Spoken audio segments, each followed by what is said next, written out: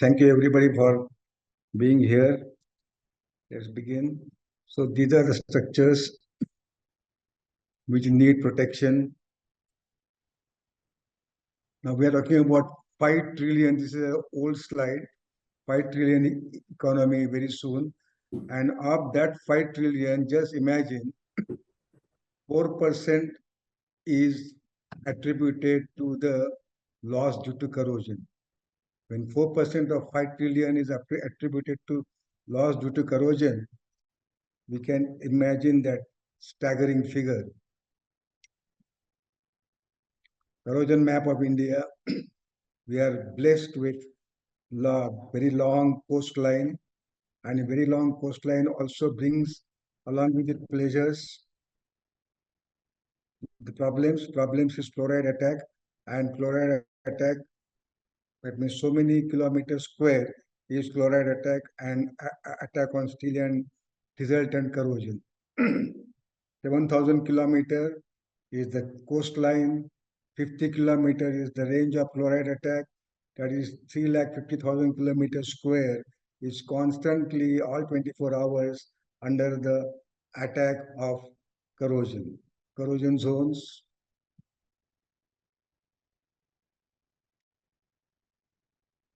This is so many countries. India also probably one of them, yes. And then you have the corrosion losses in various countries as mapped by their respective government agencies. Corrosion. After corrosion, the steel expands to about 400 to 500%, and those stresses have to go somewhere. They go in the form of creating cracks, and the more deleterious elements come in, and more damage takes place. And then, like Rishabha said earlier, the spalling and all these problems come, and ultimately it results to the failure of a structure. Cost of corrosion, indirect and direct cost of corrosion.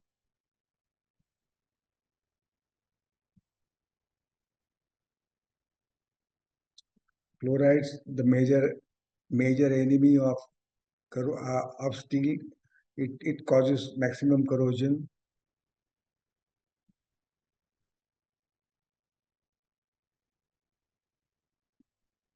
This is the important.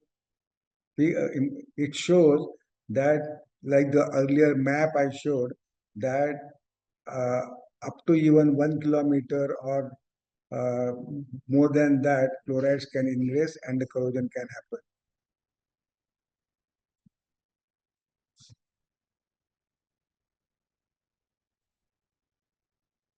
Or too well known, too often seen.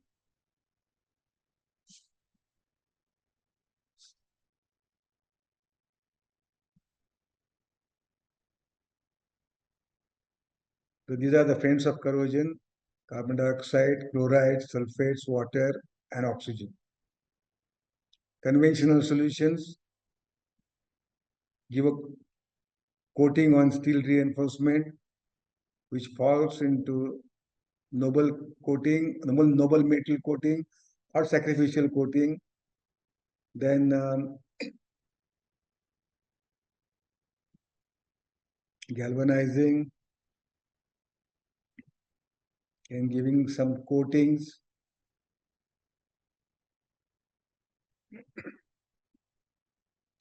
And then we have these fusion bonded coated bars. You can see the lower part of the slide, that despite it's a wonderful system that it gives a coating, it gives a barrier between the corrodable steel and corroding conditions, but then that is as good as the coating last. Plain water reinforcement bar is kept, plain water with admixture, corrosion inhibiting admixture, and in salt water also with corrosion inhibiting admixture, the corrosion doesn't take place. This is of course qualitative. Qualitative is not important, quantitative is only important thing, and we'll probably look at it. In 1983, on 1980s, the explosion of these inventions took place all over the world. This shows if the corrosion inhibiting admixture is used here. If not used, this is the corrosion, and if it is used, then this so less is the corrosion. This is Japanese code, and that shows you direct losses of steel, and this blue thing indicates that how less is the corrosion if use this admixture. Very important thing to note over here, the results of this program concludes that earlier SHRP program concludes that where the corrosion otherwise begins in the first year, because of this, the corrosion begins after 35 years. That means that much lease of life has been given to you already. These are, again, the materials have to be very easy to use.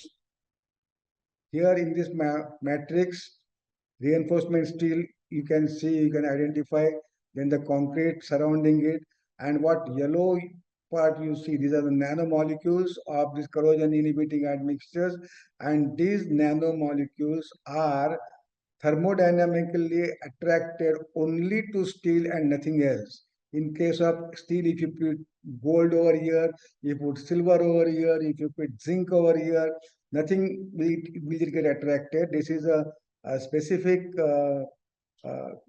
metal and ligand complex theory. That's what it is called. And this is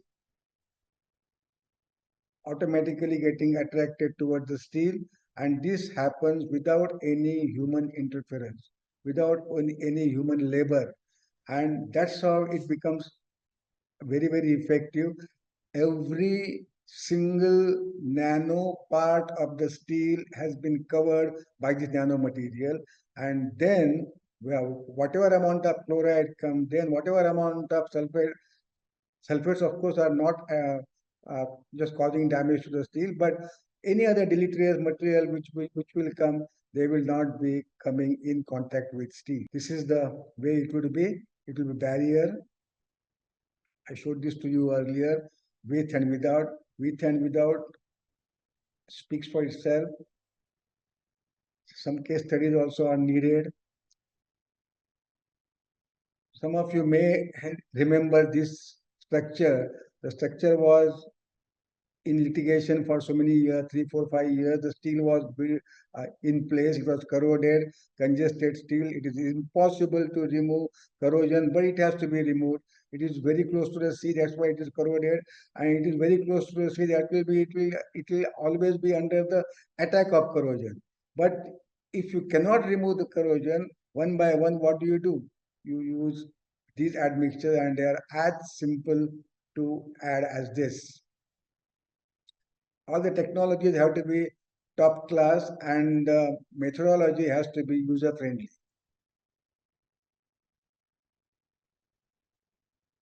They are the case studies. So friend, that was the glimpse, just a glimpse. It's a very deep science and very interesting science also. Dr. Manjrekar, for your insightful presentation and invaluable contribution to innovative technologies of third generation corrosion inhibiting admixture.